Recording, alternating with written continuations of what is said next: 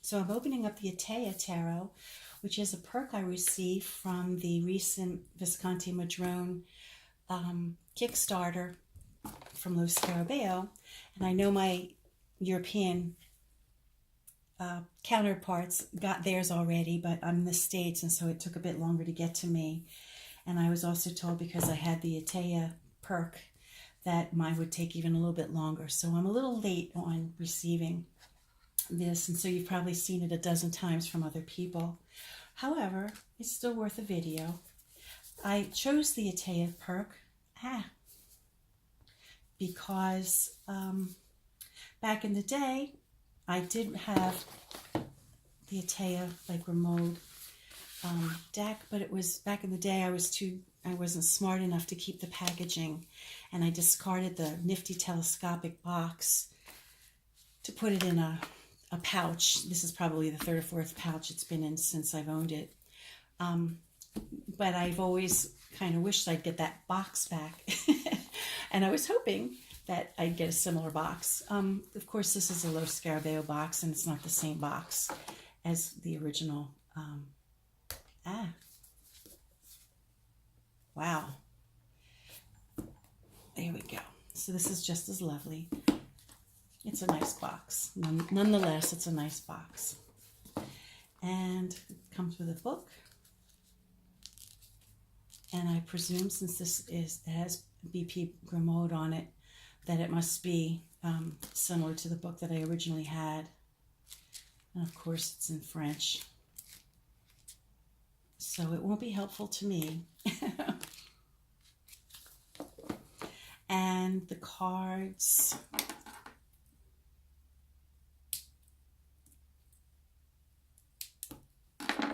appear to be similar on the surface.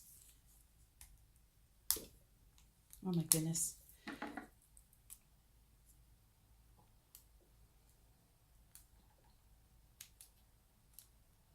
I don't want to damage the cards, you know.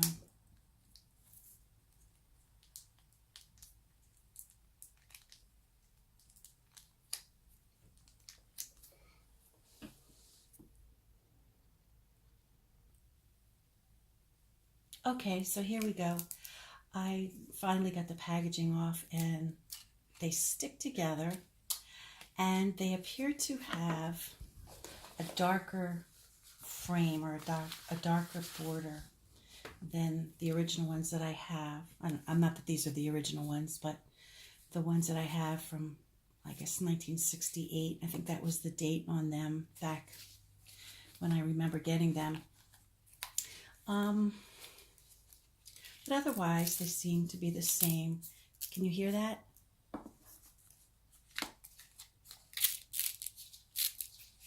Do you hear that noise? So they're sticking together quite a bit, so I'll have to really go through them very carefully to see if I have the same. So it looks like they aged them and they changed the backs. But they're lovely. They're lovely. And it also appears as though this has cards in English. So even though the little book is in French, we do have 2 cards that will give us from 1 to 78. So that's nice. Okay, so we'll put this aside for now, and we're going to take a look at the Visconti decks. So back in the 1980s, and I had already been reading tarot for at least 10 years, I was in a New York museum, and I saw a tarot display in a window, you know, in a case. And I sort of waylaid the docent from talking about what she was going to talk about, because in those days the tarot really wasn't on anybody's museum radar. And I had her talk about the cards that were on display there, much to the chagrin of the other people that were on the tour.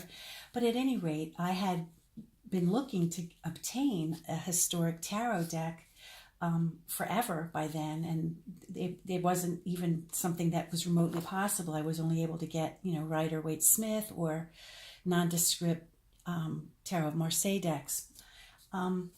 And so when these came out, I think in maybe 90, I don't know when, 91, 95, certainly before 95, I think, I grabbed them. And so this particular deck are the Visconti tarot decks. It doesn't say Modrone, it's just Visconti. And I think these might have been from the Pierpont Morgan collection, if I'm not mistaken. But this was a Lo Scarabeo. You can see it's kind of old version, which now I'd like to compare with the Visconti Modrone Kickstarter project.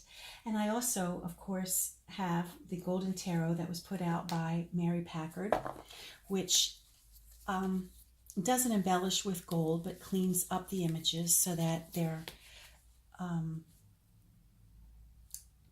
clearly discernible.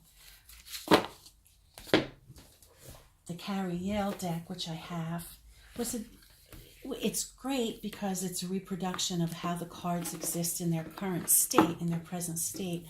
However, you could see that they're very, 600 years have taken their toll, right? I mean, some of them are lovely still. You can still see the image. But you get to the pip cards, and you could barely make out what it is. It's so faint.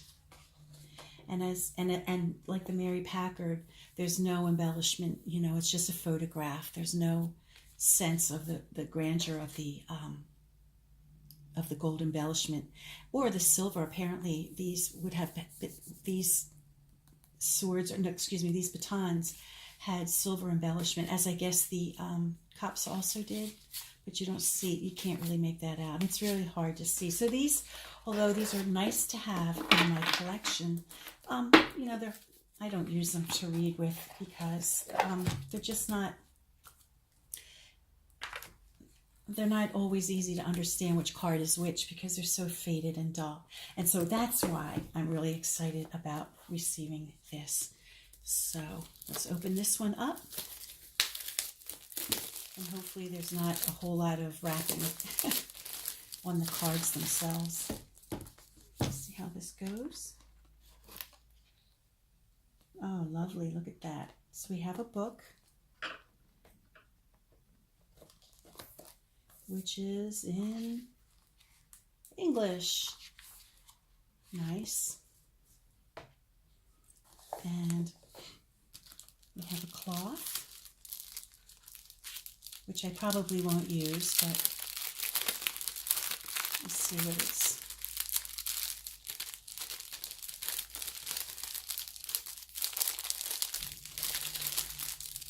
I'll open it up another time. And we have a coin. I guess this would have been the Visconti coin or the Sforza coin. I'm not sure which one it would have been. And then their wax seal, which is kind of cool, right? Some type of snake. And then the wax. Okay, but this is really what we want to look at, right? We want to look at the cards. And you can see right from the top, oh my goodness, you can see the gold edging even through the plastic.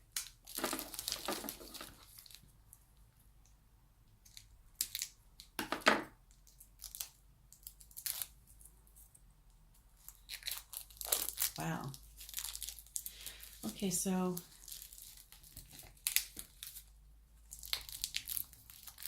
you can tell that the gold leaf is impressionable because on the edge, right off the bat, you can see it's damaged on the bottom. But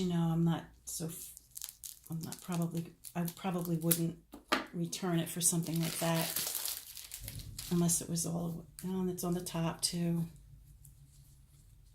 But it's probably a manufacturing thing. Probably don't have a lot of control over that. Oh, wow, but the cards themselves are damaged. Can you see that? Can you see the bottom of that card? That's definitely damaged.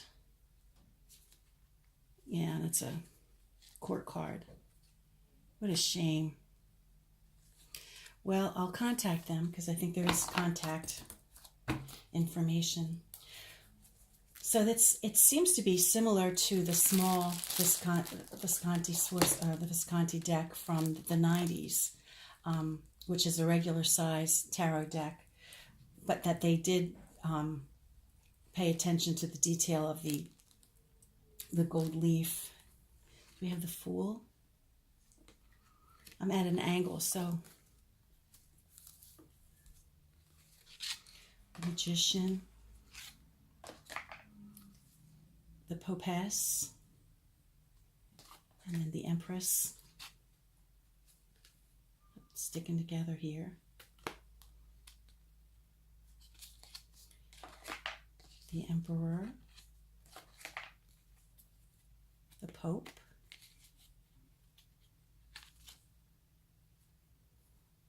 the Lovers, and the, oh yes, it's lovely. I mean, the gold leaf, it does have a high laminate, which might be to preserve the gold leaf, you know, I'm not sure. So there is a high laminated shiny quality about it, which might rub some people the wrong way.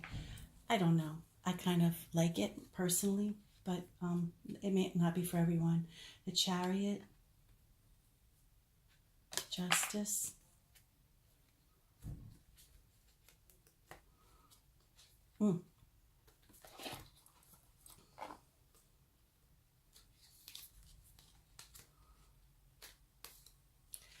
and then the Hermit, who has the hourglass, which is always something I like to see. You don't usually see the hourglass. It evolved into a lantern, of course, by the time we got to TDM style and later style decks, but I really always prefer to see an hourglass.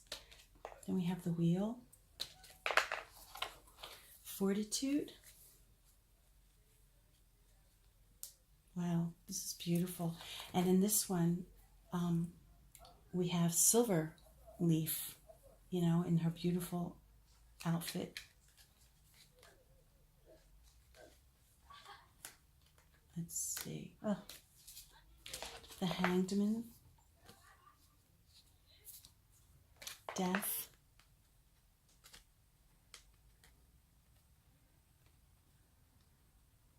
so there is a stick together issue. Temperance, and like was it Fortitude? There's a beautiful silver leaf design in the dress.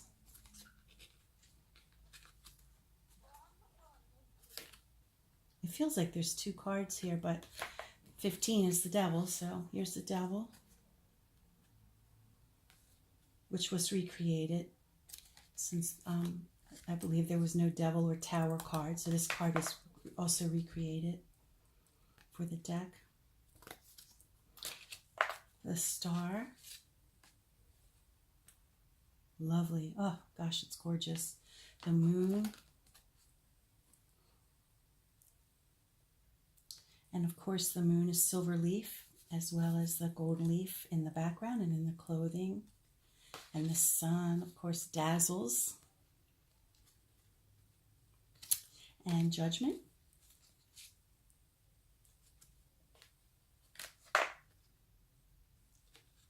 Silver leaf again in the window. And then the World. And we have, let's see, the King, the Queen. No, I'm not sure who these individuals are. I have to, okay, so here we have the Page. Oh wow, look at this, the Page of the Ace of Cups.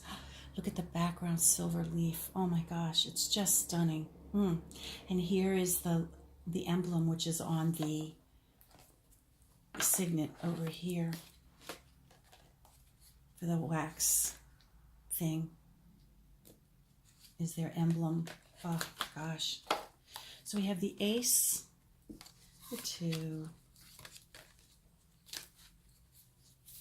the 4, the 3 and 4 here, I'm sure. 3, 4, 3, 5. Oh gosh. 6. I'll concern myself with making sure I have all of them later, but what I want to see, okay, now here's the queen, or might this be a page? Oh, I see what they've probably done is there's probably multiple,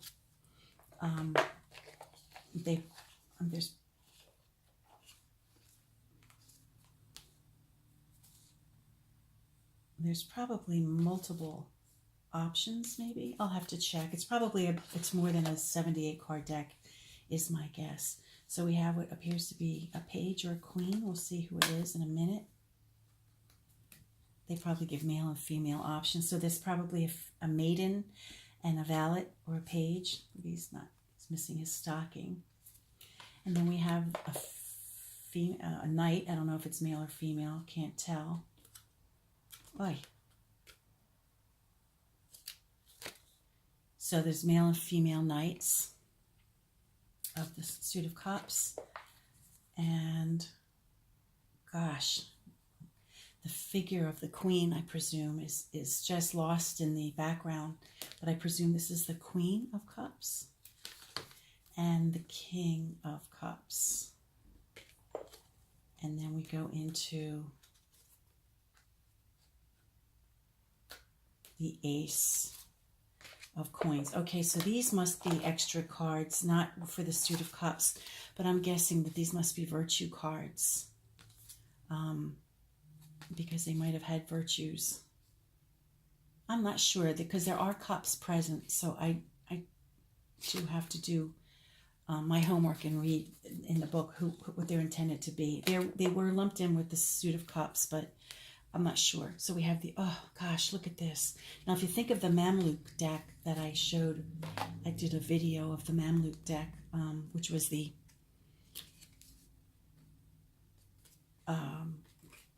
Middle Eastern deck presumably from which all Western playing card decks evolved from. You can definitely see the influence. Oh gosh.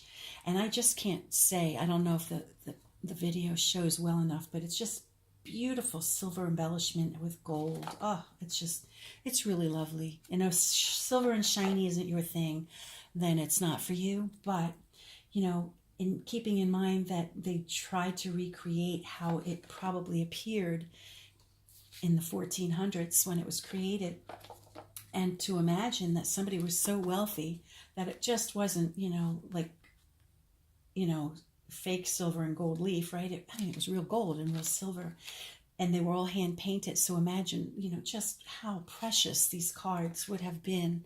And it also explains why they survived 600 years, because they were well preserved and taken care of by the families who owned them, right? You aren't going to throw these in your junk drawer. Okay, so now we get to the Queen of Coins.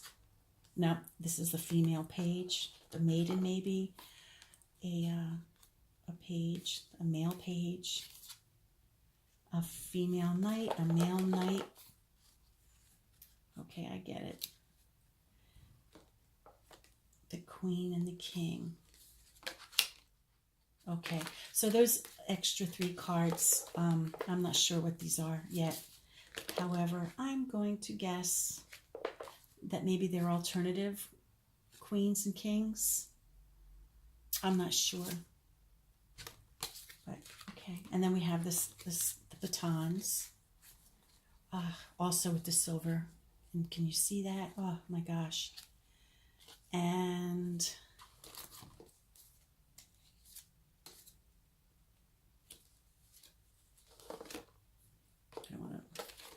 and then this would be the maiden of batons, and the male valet is next, if I can unstick it,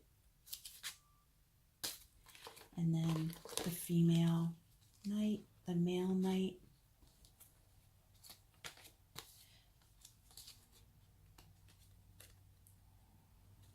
the queen, which is stuck, and then the king. And then we go right into the swords. 2, 3, 4, 5, 6. So we don't have Scimitar influence here. These are straight 7, 8, like, whereas the TDM, the Tarot of Marseille, was more inclined to have the Scimitar. That's 8, and this is 9, that's 8, this is 10. Okay, the female page, the male page, the female knight, the male knight, the queen and the king. And the queen and the king, particularly the king, is greatly damaged at the bottom, which is unfortunate. And it's damaged in the front. Can you see that? Yeah, so that's a disappointment, because I waited so long. I ordered this back in summer of last year, I think, the end of summer. But at any rate, it is truly lovely, and I'm hoping that I can get replacement cards for that, and possibly the queen. Yeah, the queen, I put her back in there somewhere, but she was damaged too. But at any rate, other than those two things, it truly is lovely. And I hope you enjoyed this kind of informal unveiling.